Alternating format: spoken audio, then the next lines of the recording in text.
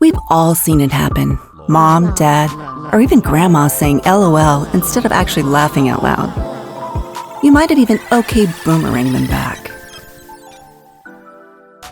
The internet has given us far more distracted boyfriends, good guy Gregs, and philosophical doges than we could have ever asked for.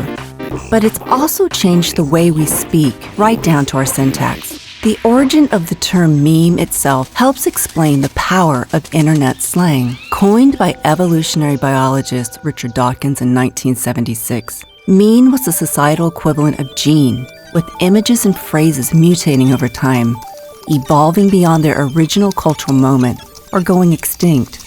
Internet slang often emerges along memorable images, but takes on a life of its own as users engage in a phenomenon called linguistic accommodation. Basically, a speaker alters their speech by copying whoever they're talking with to be better understood and socially accepted. The same way we adopt cultural references without knowing their exact context, we use meme language without paying much attention to the original.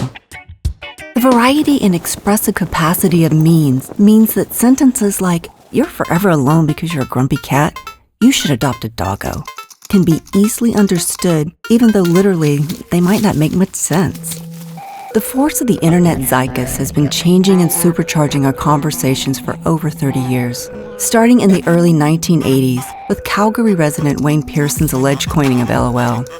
The 1990 LMAO, minted by a particularly fun-loving party of Dungeons & Dragons players, and the 1994 OMG, which traces its roots back to online soap opera forums, and some would argue a 1917 letter to Winston Churchill. But not everyone's on board with the IRL use of internet slang, with language purists arguing that it merely homogenizes speech across large groups of speakers.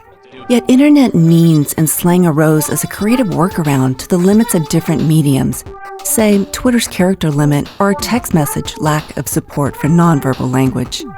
While digital channels have grown increasingly sophisticated, this creative confinement has given rise to delicious bits of language that live on in our collective memory.